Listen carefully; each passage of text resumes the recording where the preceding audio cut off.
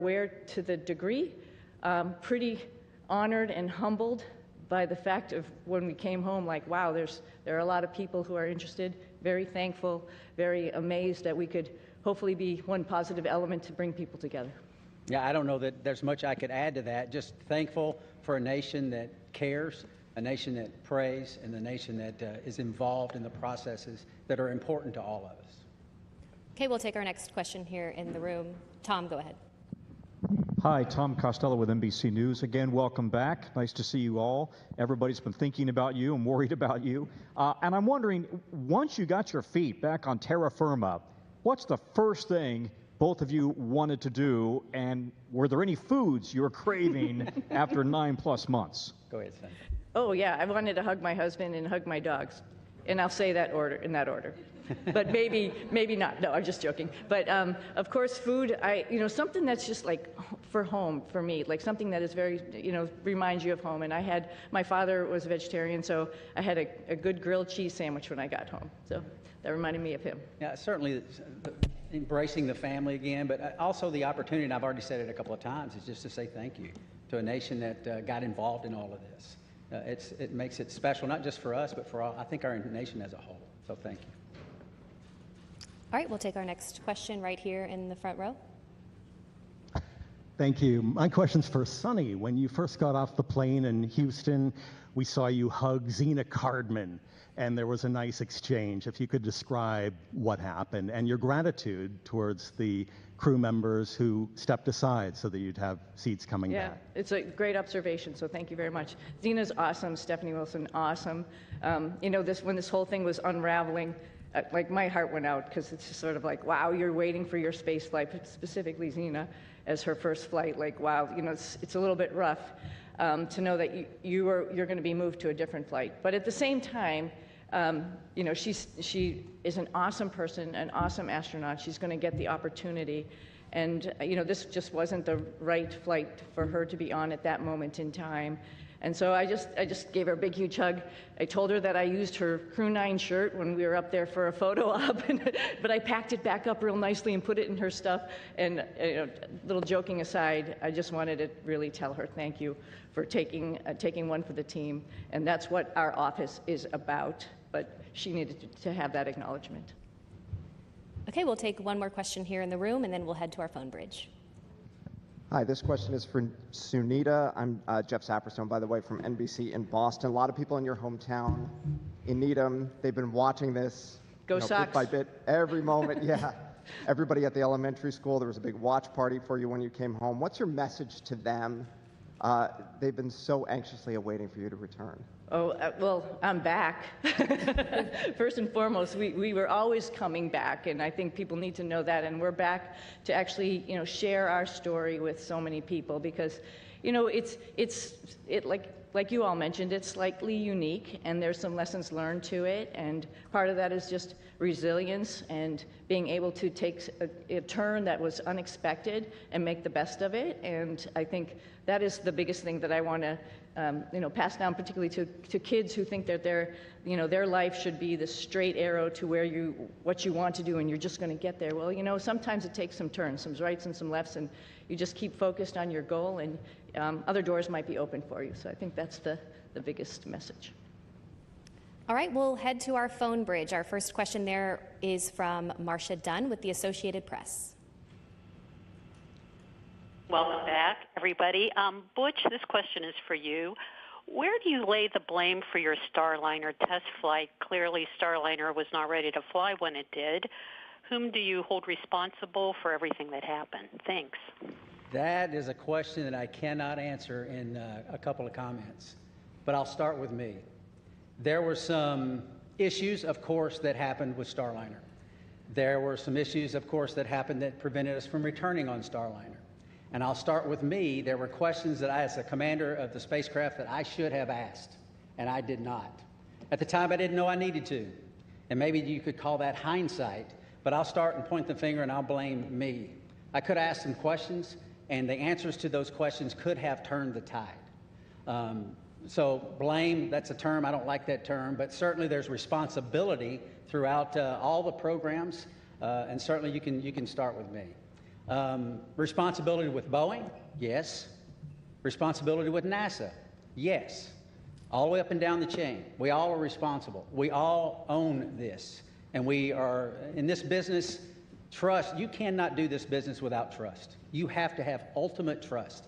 And for someone to step forward and these different organizations say, hey, I'm culpable for a part of that issue, that goes a long way to maintaining trust. So we're not going to look back and say this happened or that happened and that person's or that issue or that entity's to blame. We're going to look forward and say, what are we going to use our lessons learned from this whole process and make sure that we are successful in the future. This is a tough business. The analogy about it is it's always a curvy road. It's never straight in this business. And minimizing those curves and being systems and processes in effect to prevent some of these curves is what we have to do as we leave low Earth orbit and go beyond to the moon and beyond that. So we're going to look forward, and that's the focus. All right, our next question on the phone bridge is from Anthony with Spectrum News. Hello, welcome back, everyone. It's nice seeing everyone return healthy and safe. I have a question for both you, Suni, and Butch. Given the opportunity, would you guys go up on Starliner again? Yes, because we're going to rectify all the issues that we encountered. Yeah. We're going to fix them. We're going to make it work. Boeing's completely committed. NASA is completely committed, and with that, I get on in a heartbeat. Yeah, I would agree. The spacecraft is really capable. There were a couple things that need to be fixed, like Butch mentioned, and folks are actively working on that. But it is a great spacecraft, and it has a lot of capability that other spacecraft don't have. And to see that thing successful and to be part of that program is an honor. Yeah. Our next question is from Jackie with the Times of London. Yes, hello, and welcome back to Earth. I wondered about the stuck, stranded, marooned narrative, and to what extent were you aware of that narrative playing out around that down here, and has that been frustrating for you to have to address? Thank you. I'm sorry, that was a little garbled. Oh, stuck maroon. Oh, the stuck maroon narrative. We heard about that. Yeah, we heard about that. Somebody mentioned that.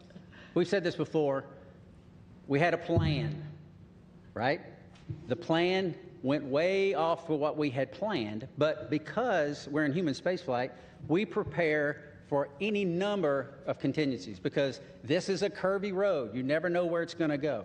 We prepare for this. So we, as Suni used the term, and it's a great term, we pivoted to all that training we did that we didn't think we needed to do, and a lot of people didn't think we needed to do, but we did it anyway, as we pivoted to this other preparation, and that is what makes human spaceflight, your human spaceflight program, special. It is hard, like I said, and preparing for any number of contingencies is what we do. It happened to be me and Suni involved in this, but it could have been any one of the astronauts. There's 40 or so of us eligible for assignment. It would have been any one of us that would have been in the same situation, or could have been in the same situation, and would have done the exact same thing that we did, because they would have gone prepared just like we did. Yeah, and one addition to that, this is a lot bigger than, Butch and myself, like we've talked about already. This is the International Space Station program, and there's a lot of, wheels that are turning and wickets that we have to go through to get people up to the International Space Station to do all of the amazing science that we're doing up there. We recognize that, we know that, just like anybody else in the astronaut office, and we came, as Butch has mentioned before, prepared. And we were ready to do that pivot and be part of that bigger thing that's not just about us. Knowing that everybody on the ground, there's a huge team of people, like I quickly mentioned in my quick thank you, but there's a huge group of people who are looking at the whole program and understanding how and what was the best time and way to get us back home. We knew that, and we were ready to wait until that decision was made, and that was fine. And I'll also add that we're grateful for people that, I don't think they were looking just at us when they make recommendations. We can do this, we can do that. They're looking what's best for the human spaceflight program, for our nation's goals. They're not looking just about Suni and Butch. And we appreciate those entities that do that and reach out and say, hey, we can do this, we can do that, we can do that. And NASA says, hey, we got a plan, we came prepared, here's what our plan is, and we think this is the best plan because it doesn't disrupt the flow of how these missions lay out. So, and that's the one we went with. Yeah. All right, we'll take our next question here in the room. Andrea, go ahead. Thank you guys for being available today. So your mission became unusually political. Given your experience, do you think other astronauts are going to get nervous that they could be caught in the middle of a political fight? And is there a point where, you know, this starts to jeopardize safety of a mission when you start looking at all these politics that come into play? Thank you. You know, I think Nick's got some good insight on that. Good job.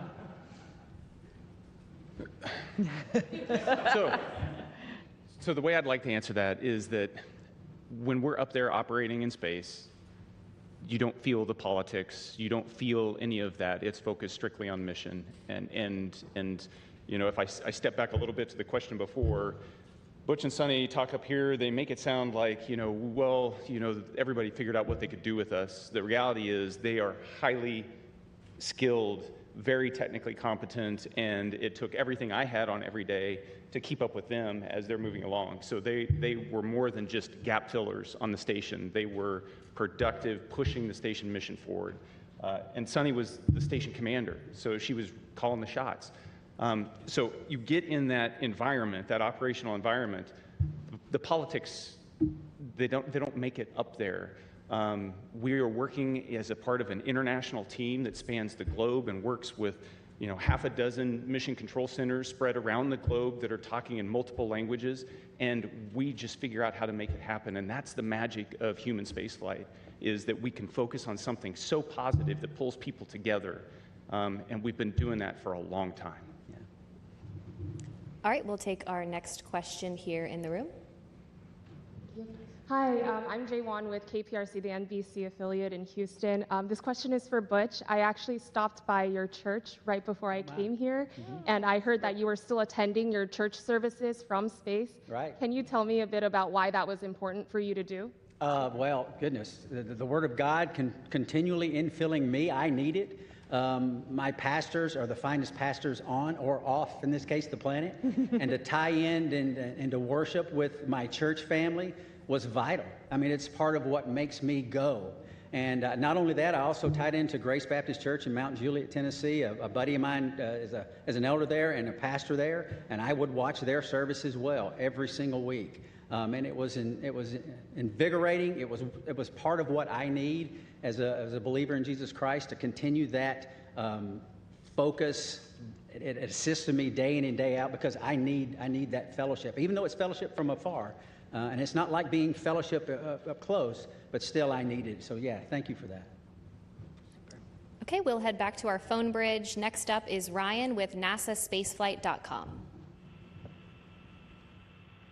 Hi, thank you. For the whole crew, of course, this narrative that's being pushed out has made your mission probably the most popular NASA mission to the general public for as long as I can remember, probably since the retirement of the shuttle.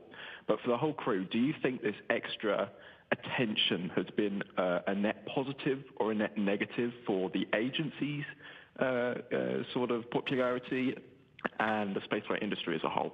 Thank you. I'll start with this one. Yeah. You know, it's, again, an honor that actually people were paying attention. And I'm very thankful that people are paying attention. And, you know, sometimes good news, bad news, it's just news, and it's good for space exploration, and that's what we're all about. You know, our mission, of course, building and working on the International Space Station was just awesome, and we all had the opportunity to do that. But we also have bigger goals of exploring our solar system, going back to the moon, going on to Mars. And to get people understanding that it is hard, it is difficult, and what we do up there is really awesome. And I think at least that we had a little bit of that came with the interest in this mission. And if we can perpetuate that and tell people a little bit more and have the opportunity, the forum to do that, I'm very thankful for that. All right, our next question is from Nicole with the Canadian Broadcasting Corporation. Hi there. Could you perhaps talk about how difficult it was being away from your friends and family, particularly since you hadn't prepared for that?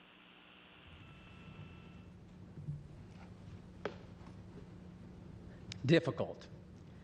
Yes, I would say it was difficult. It wasn't in the preparation, but in my family, we talk about these possibilities.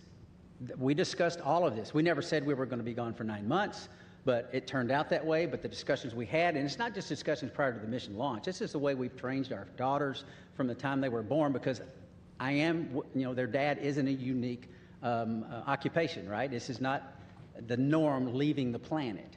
And they understand that. And they, again, use that term, pivoted and got on board, understanding that this is part of what families and these type of businesses do. And it's not just in human spaceflight. This is military, armed forces, police forces, all across all different types of occupations that are involved in the possibility of extended stays away. And we're not unique in that. And so they understand that. They have friends that have parents in other areas where they've been involved in similar type situations, and all of that came together. And the Lord's help, we persevered, and they persevered, and I can tell you, I am very proud of them. We'll take another question on our phone bridge and then head back into the room. Our next question is from Tom with Sky News London. Hello, thanks for taking my question. Congratulations on your extended mission and your safe return. Although the political situation around this did bring a lot of attention to space and to the International Space Station, some of the statements that were made during your stay up there caused embarrassment to NASA, forced them to make corrections to statements. Now that you're back,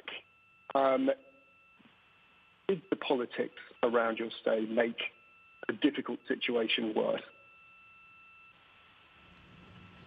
I'm not sure I understood. I didn't understand the question. Missed everything except for that last part. Yeah, you came in just, you were broken up just a little bit. Could you please try to repeat your question one more time? Yeah, I will. Yes. Can you hear me? I was asking whether, although the political wrangling around your extended stay in space brought a lot of attention to human spaceflight, it did.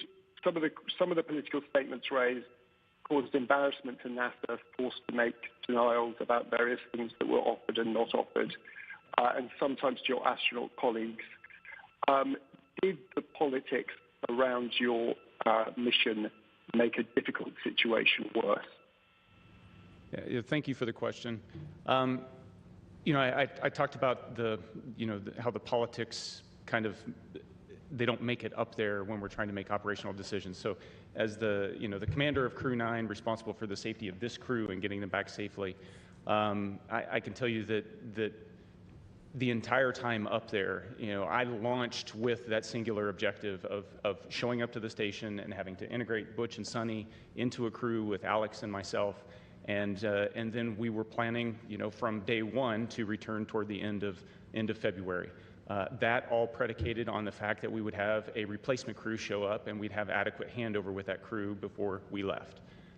That's important to maintain the mission of the International Space Station, to continue pushing research and exploration. And that was never in question the entire time. There were a lot of options that were discussed, and the ground team and the team on the ground, we've alluded to it a couple times already, is gigantic, and everybody was working with singular focus on how do we end the Crew 9 mission at the right time and maintain the safety and the success of the space station mission. Launching in September, given all the unique dynamics surrounding this mission, and coming back originally targeting the end of February and hitting the middle of March, that's pretty much on target if you look at the track record of human spaceflight. It's dynamic, it's challenging, the weather doesn't always cooperate, but we figure out how to make it work. All right, we will take our next question here in the room. Fox 26 here in Houston. Welcome back to H-Town. Suni and Butch, both of you all have a long history of being active and athletes, but with that being said, obviously you all spent nearly 9 months in space. What does that recuperation and recovery process look like getting acclimated back here to Earth? I'll start. I can tell you we have a group of individuals, astronaut strength conditioning and rehabilitation specialists, and we are directly integrated with them day in and day out. They send us protocols to work out, and I can tell you, I'm not as young as I used to be, but I was stronger on space station doing more weight and more reps on exercises than I have in my entire life. Because this group of professionals work to get us stronger and stronger and stronger. We're trying to minimize muscle atrophy, minimize our bone loss. So if we go to other planets, the moon and other planets in the foreseeable future, that we will be able to function when we get there. It's a whole science built around this team of individuals that are working to help us better understand human physiology and what zero gravity does to it and how we can mitigate the effects of the bone loss and the muscle atrophy. So day in and day out, I mean, I worked out every single day. We went into quarantine on the 22nd of April. And starting on the 22nd of April, I never missed a single day of workout because your body can recuperate in zero gravity. It doesn't have the normal stresses of gravity on it all the time. So you work out real hard, you hurt for an hour, and it finally fades away and you're ready to go the next day. So I applaud those individuals. They are making huge gains in the preparation to go beyond low Earth orbit, and it's science that is taking place day in and day out and has for years, and we're still learning and we're still progressing. Yeah, at like day 265 on the ARED, because it counts all your days that you go into a workout, I was thinking, I wish the hay was in the barn. But every single day, just like Butch is saying, you got to get on the machine and work out. And it actually is a really great stress relief to be able to have that time up there and run or bike or lift weights. It's really great. And the folks that Butch is talking about, is along with the nutritionists, really are looking out for us and making sure that when we get back here to planet Earth with gravity, we'll be able to function. So yeah, it's an adjustment when we get back, and they're here right with us from day one when we landed, ready to evaluate us and see how we're doing, and then work on a protocol to get us back. And like I said, I sneakily went for a run yesterday, but that's all as a result of their hard work. Yeah, I mean, who would even imagine that you come back from 10 months in space, roughly 10 months, and within a week you run 2 miles at an 8-minute pace? I mean, that's not even conceivable that the body could handle that. But these folks get us ready to where those type of things happen. Okay, we'll take our next question here in the room.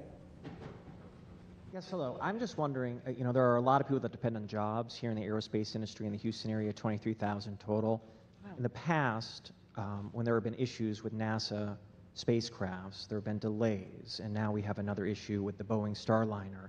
Is there any concern that your issues with Boeing may delay future projects, future missions? And what would you say to one of your fellow astronauts before they go up on another test flight? Well, that's a great question. Yeah, it's a great question. And I think we all have alluded to it. There's lessons learned. And that's like a piece of hope, right? We're not just sitting here doing the same thing over and over again. And we're learning from every mistake potentially, or maybe a decision that we've made and how we could make that better and do better the next time. When we go to the moon, we won't have an International Space Station to maybe take a stop at. We really have to get it right. And because of our mission, I think that highlighted some areas where maybe we need to work on and get it right for our fellow astronauts. I think they're encouraged by that, right? You learn and you move on and you get better. And I think that's part of the learning process. It's part of the exploration process. I mean, we are scheduled on Wednesday to meet with Boeing leadership, the program managers, senior chief engineers, to discuss some of these issues. They want to come together with us, Suni and myself, because we lived through this with them, and get on board with what the future looks like. And having flight crew with background in test and acquisition involved in the processes going forward to make sure that we're dotting every I and crossing every T. But still, that doesn't mean that you're guaranteed success in anything. Like we've said many times, this is a tough business. And we're learning all the time to go further and further and further. We'll take another question here in the room. I'm Chang from New York Times. This is for you guys. I was wondering, if you could sort of talk about your personal future. Sorry.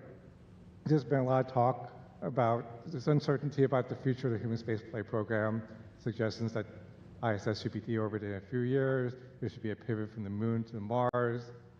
How do astronauts feel about these potential changes? And 3 years is a lot longer than 8 months. So we've each been able to do multiple missions to the space station. And I'll let Butch and Suni add on to this, but one of the things that I noticed was a dramatic increase in the complexity and just the weightiness of the experiments that we were conducting this time around on the station since 6 years ago when I was last there. And it just gives you this sense that we are in the golden age of the space station right now in terms of the return on investment and what we're able to do there. And it's not just focused on return to benefit the Earth. It's also focused on enabling all those things that we're going to need as we go to the moon and on to Mars. And so I am really optimistic when I think about the future of human spaceflight. Yeah, I would add on to, it was over a decade since I've been up there last, and I was pretty excited about what was going on. There was a lot going on when we first got there. It was an honor to be working with Crew 8 and seeing all that they were doing and just trying to help them with their stuff, and then being prime, moving up to the prime spots for Crew 9 and Expedition 72 as we took on a lot of experiments ourselves as well as spacewalks. And what the space station is doing to help us in exploration is really encouraging, and it's exciting. And I'm a little envious of the future astronauts. The guys who are coming behind us, they're going to have so many wonderful opportunities to do the same as us, add to that exploration, add to trying to find the answers to the next questions. It's going to be an exciting future. So I'm not worried about aerospace industry. I think there's a lot going on, and it's a great time to be in it. We'll take our next question right here. Hi, Ed Lavandera with CNN. Thanks for taking the time today.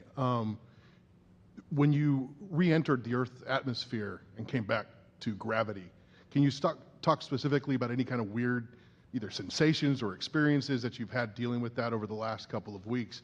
And more importantly, did you know that you guys had been greeted by dolphins when you splashed out? I can tell you that returning from space to Earth through the atmosphere inside of a 3,000 degree fireball of plasma is weird, regardless of how you look at it. Doesn't matter what type. Yeah, it doesn't matter what type. It's thrilling. It's amazing. I remember thinking about the structure of the capsule and the stresses that it was taking, that was ongoing as the drogues came out, and the whole capsule starts shaking and twisting, and thinking about the stresses taking place, and going, "Wow, I hope those cables hold." And then the parachutes open up, and then you're like, I've said it many times, there's not a better feeling returning from space that the parachutes open and work. And I didn't have the view in front of me, and thankfully Nick did. He had a view of the camera going out right off the top, and he said, 3 parachutes, good pair, 4 good parachutes. And I tell you what, it's a great feeling. It was a great feeling. And it's exhilarating because this, again, I can't help because it's within me. This is our national focus, national goals. We don't do this because NASA decides to do this or this or this. This is Congress and everything coming together to affect a human spaceflight program with a purpose. And part of that purpose includes bringing those astronauts back to Earth. And it's a thrilling ride like no other that you could imagine. And satisfying. Yeah. And I had requested dolphins as kind of a joke. Yeah. Somehow, they pulled it off. Yeah, I just hats off, like Butch said, to Nick for, he's just commentating the whole way down. So there was obviously, we had trained this and gone over it while we were up on the space station and reviewed, but just to hear everything as it was ticking along, it's just really awesome to, like, you can envision it. You had a display, I think there's a camera that goes up, right, to see it. And Butch and I both had a window on either side where we were, and I was watching through the window as much as I could, but then all of a sudden, with the heating, it glazes over, and then you can't see outside. A funny thing that happened, though, after you can't see, you can still sort of see through it. We knew it was daylight, and we knew the folks were coming out to rig the spacecraft, and I see a little tennis shoe sort of going in front of the window, so I'm like, okay, our friends are here getting us ready to get back on the boat, and that was pretty special, too. I didn't see a fin, though. I wish I had saw a fin. Okay, we'll head to our phone bridge. Our next question from Margaret Smith. Hi, everyone. This is Margaret Smith from Worcester, Massachusetts, the home of Robert Goddard, who started it all. Thanks for taking the time today. And my question to both of you is, for those who maybe are not especially familiar or who may sort of question the need for the space station, can you all make the case for why that work is important? Why the station work is important? Why the space station is important? Oh, the space station is amazing, right? So just sort of like we've talked about a little bit earlier in this conversation, so we're doing a bunch of stuff like Butch alluded to, physiology, understanding what happens to humans as they're in space for a longer period of time. That brings in lots of science experiments in chemistry, in biology. Some of that stuff all comes back to Earth because we're doing some amazing stuff in the microgravity environment. Some of it is mirrored, for example, in our own human bodies. And so there's a lot of stuff that's happening for us, for exploration, for the humans, as well as for Earth. And then, as Nick alluded to, there's all sorts of systems and other things that we're testing up there to help us take those next steps to go back to the moon and onto Mars, figuring out all these exploration systems, including docking vehicles, like different types of spacecraft that we have up there, other types of commercial spacecraft that are coming up for resupply. That's all a huge program to get us to understand how we're going to take the next steps in exploration. I can't help also but talk about STEM. I mean, all of this is STEM, right? Science, technology, engineering, and math, and I'm hoping the work that we've done up there also encourages the next generation of kids to understand how important that is and how they can become involved. We did lots of experiments up there with kids and universities and companies, trying out new guidance, navigation, control algorithms and robots that were flying inside the space station, competitions, for example, for them. And that's pretty awesome that you can really touch and talk to kids on the ground as you're doing experiments up there, and they have their finger on the pulse of science experiments, and they can understand that and think to themselves, I could be part of this one day. Our next question on the phone bridge is from Neil with ITV News. Congratulations on a great job, everyone. Suni, can I ask how your body is recovering to life with gravity after 9 months? And Butch, what's your message to others from your experience, the delays that you guys faced, and any lessons in patience for the rest of us down here? Oh, I think I'm doing okay. I was just joking around and showing off a little bit, but no, seriously, we talked a little bit about our group, the Astronaut Strength Reconditioning folks that are getting us back in shape, and every day feeling better and better. It's pretty much a miracle to see how your human body can adapt. I mean, the first day we got back, when all of us came down the ladder and greeted everybody, it was we were all a little bit wobbly at that time, and it's amazing within 24 hours how the neurovestibular system kicks in, your brain understands what's going on. And then the agility and the weightlifting that occurs in the next week that makes you feel good enough to actually, like I mentioned, go out, run, actually lift weights, get in there, do squats and deadlifts and stuff already. That's pretty incredible. So I knew it was going to happen. We all knew it. We've all flown before. We all knew that there's just this little bit of a hump to get over, and then you can get back on it. Hope to do a couple of races in the springtime. Yeah, I think the clear message is that, like I said when I started, it takes a team. It takes a team of motivated and passionate individuals. We don't have a human spaceflight program. You don't have folks sitting up here in a blue suit without the massive team that's making it all happen. We get to ride the pointy end of the rocket. It is wonderful. We get to go to the space station. We're the arms and the eyes for PIs here on Earth. They're the ones that are doing the hard work. We're just setting up and doing and switching and changing. So it takes a team, and I would say any part of this team is a great and wonderful place to be, and because we're proud of all of them, because we don't have it without them. Our next question is from Marcia Smith with Space Policy Online. Thanks so much for taking my question. Butch, you mentioned that you were going to be meeting with the Boeing leadership to talk about Starliner.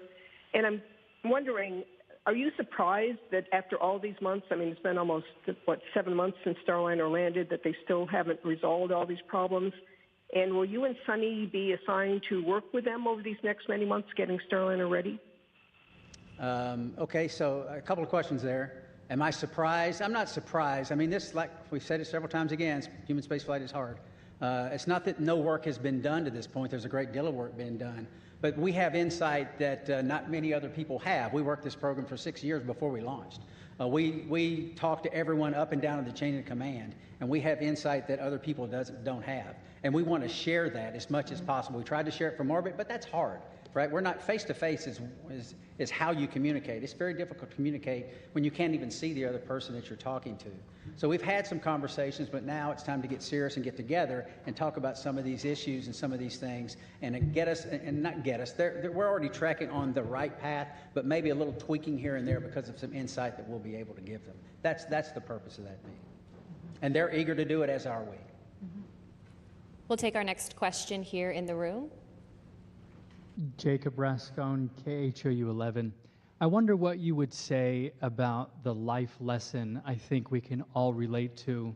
We've all made plans, we've all been excited about those plans, and we've all watched those plans kind of fall apart. What would you say about what allows you to meet the moment with courage, with serenity, or maybe you didn't, internally. But what would you say about that life lesson I think we can all relate to?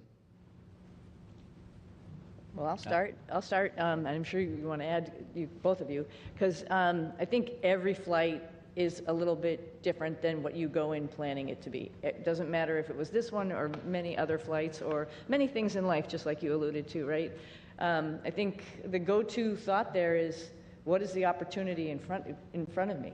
Like, it's not a missed opportunity, it's actually another opportunity that I didn't really think about, and wow, that opens a lot of, like I mentioned earlier, a lot of doors or a lot of things to learn.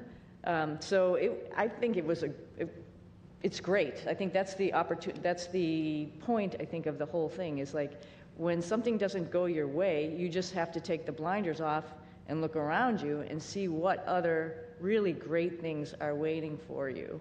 And then just take advantage of that. Learn as much as you can while you're wherever you are, whatever your situation is, and move on from there, and then share that lesson.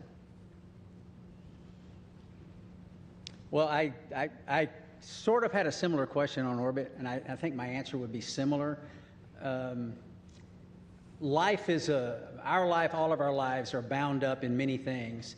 For me, and it's faith in my Lord and Savior, Jesus Christ. He is the end-all, be-all. He forgives us. He teaches us when His Word says about being content in all situations, because He's working out His plan and His purposes for His glory and our good. And I believe that because the Bible says that. And that's the message that I lived. We lived it. My family lived it. We taught them these things throughout their lives. And that's contentment. It doesn't mean always happy. It doesn't mean there's no pain. But content and knowing that God's in control, sovereign God's in control, working out His plan and His purpose. And you might say, well, goodness, that wasn't a very good thing. God did that. Well, He's working out His plan and His purpose. I mean, who's lived a life without pain? I mean, no one. That's the nature of existence. Who's lived a life without sorrow? Who's lived a life without challenges? It grows us. We learn from it, and that's the focus that I try to take from it. Is what's the Lord trying to show me, and what's He teaching me? Because there's so much to learn in life, and there's so much to learn from this evolution. And I think I know my daughters are better off for it, and I'm grateful for that, and I think we are as well. If there's any additional questions here in the room, please be sure to raise your hand and we'll get a microphone over to you. In the meantime, we'll head over to the phone bridge to Josh with space.com.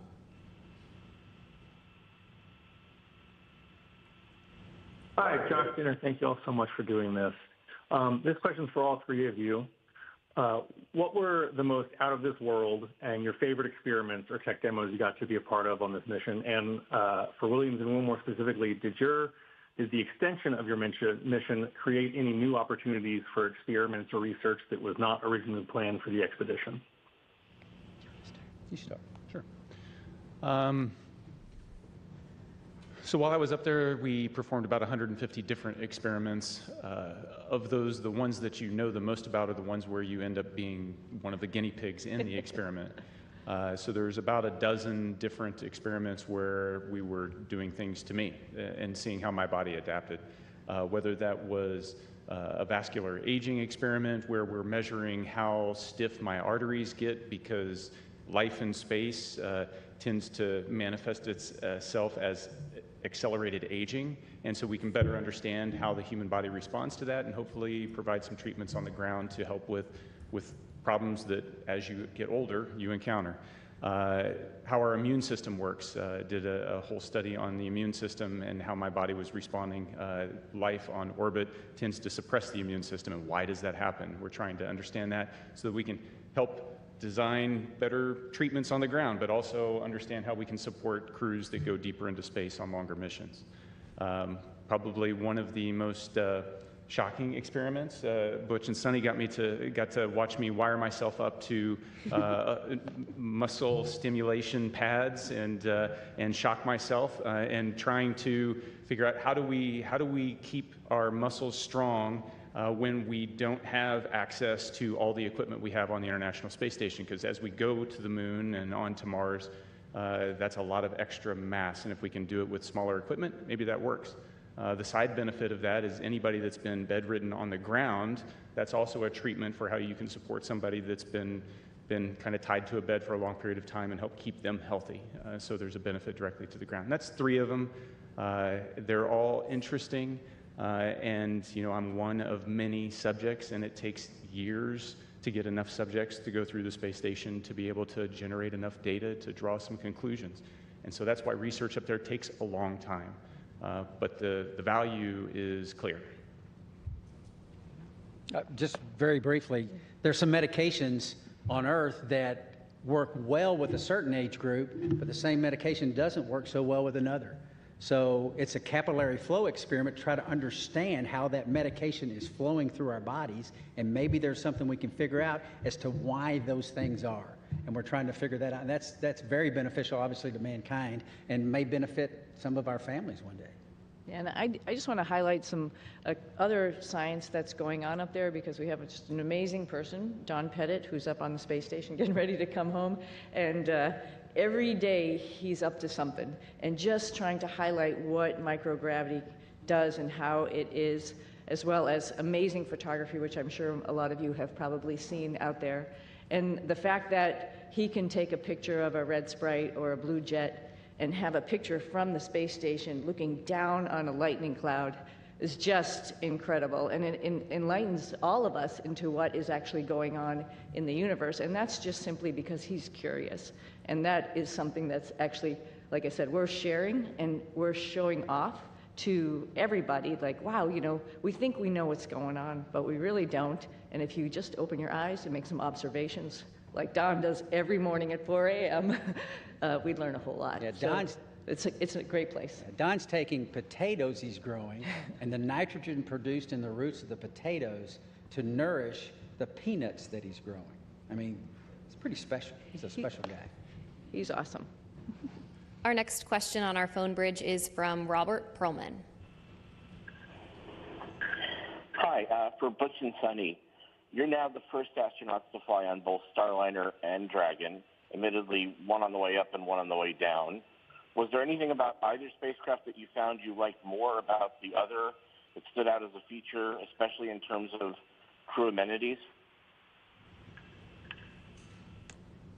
More Velcro on SpaceX, on Dragon. That's a crew amenity. That's a crew amenity, which would We've be talked nice. about Yeah, that. yeah, That's why I said. Yeah. They're both unique and they both have their purpose and made to do the same thing, but I think what's really cool is, give a problem to do for 2 different people and see how they solve it. Starliner is a really awesome spacecraft, like Butch had mentioned, with the integration of manual control as well as automation, as well as its vision systems. Dragon is a very comfortable spacecraft that tells you what it's doing, which is very nice, versus having to interpret displays as we have done throughout the space programs with, former programs, including shuttle. So they're both different, they're both unique, they both have their place in history. Very honored to have had that opportunity to see both of them up close and personal and ride them both. I don't know if I have a preference, honestly. They're both great for different reasons.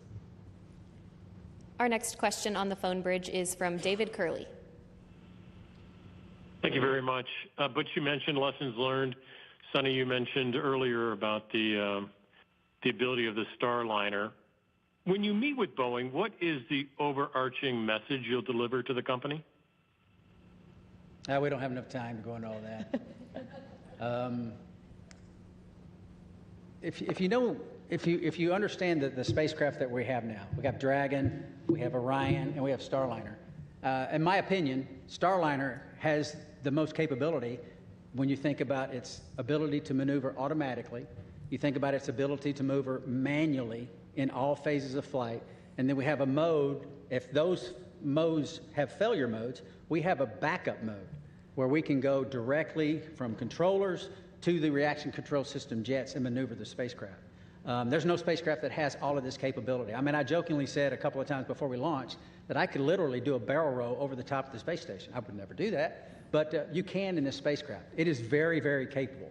If we can figure out a couple of very important primary issues with the thrusters and the helium system, Starliner is ready to go. We have to do some tests. We have to do some integrated tests. We have to bring it all together in a process of qualification that is not going to happen overnight, but it has to take place. And Starliner will be right in line with the number of missions that Dragon and affect what it is designed to do. And that's ferry crews to and from the International Space Station and cargo. And I think that very quickly we can get on that track, and that's part of the discussions that we'll have. Mm-hmm. Our next question is from Carolyn with Fortune Magazine. Hello, thank you, and welcome home. Can you share maybe any special times or conversations you've had just with family or friends since you've been home? Conversations you've had with family and friends since you've been home? Since we've been home. Well, for me, it's making plans. My family had been making plans while I was gone because we thought we were only going to be gone for about a week and a half, 2 weeks or something. And so there was definitely plans throughout the summer. There's plans throughout the fall. Personally, we have a house up in New England, and my husband's been talking about when we're going to get up there and do a lot of fun stuff up there. And I think that's probably appropriate when it gets hot and humid here in the summer, right? Take a little reprieve up there. So those are mostly the conversations about just like, what's next? What's next on the list? What else do you want to do? Where else in the world would you like to go see? Because when you come back from space, it's really hard to sit where you just are because there were so many amazing places that you saw, like Patagonia, for example. For me, I was like, there's a bigger bucket list than I had when I left, which is unfortunate for my family, but we're all going to, or fortunate for my family, we're all going to be taking some trips. So I think that's mostly the conversations about just being home and enjoying each other's company and going and seeing new things. Yeah, I think when you've had this period of recuperation and getting back in the swing of life on Earth, it's pretty close as far as the people that you interact with, your family, folks at church. So I think my message, at least in the short term here, has been thank you for the support of us. Thank you for the support of my family. But then it goes beyond that to my home state of Tennessee. There's an immense amount of support by my family there and friends there, and the whole state, as a matter of fact. Tennessee's a wonderful state. Put in my pitch for Tennessee. But getting up there eventually and relaying the same thank you to them and to, like I said, to a nation that cares, and a nation that prayed. And this opportunity right now to say thank you to our nation, our wonderful nation. Our next question on the phone bridge comes from Utarish. Go ahead. Welcome, everyone. My question to Suni is that Indian Space Research Organization, ISRO chief, has said that India wishes to utilize your expertise in space exploration. So is there any scope of hope that we can see you working or collaborating with ISRO, that is Indian Space Research Organization, in future? And second part of this question is, while being in ISS and seeing India from space, is there any moment you would like to share? How does India look from space, Tony? Opportunity, the second. Yeah. Let me address the second question real quickly. India is amazing. Every time we went over the Himalayas, and I'll tell you, Butch got some incredible pictures of the Himalayas. They're just amazing. And you can see, like I've described it before, just like this ripple that happened, obviously when the plates collided, and then as it flows down into India, it's many, many colors. I think when you come from the east going into like Gujarat and Mumbai, the fishing fleet that's off the coast there gives you a little bit of a beacon that here we come.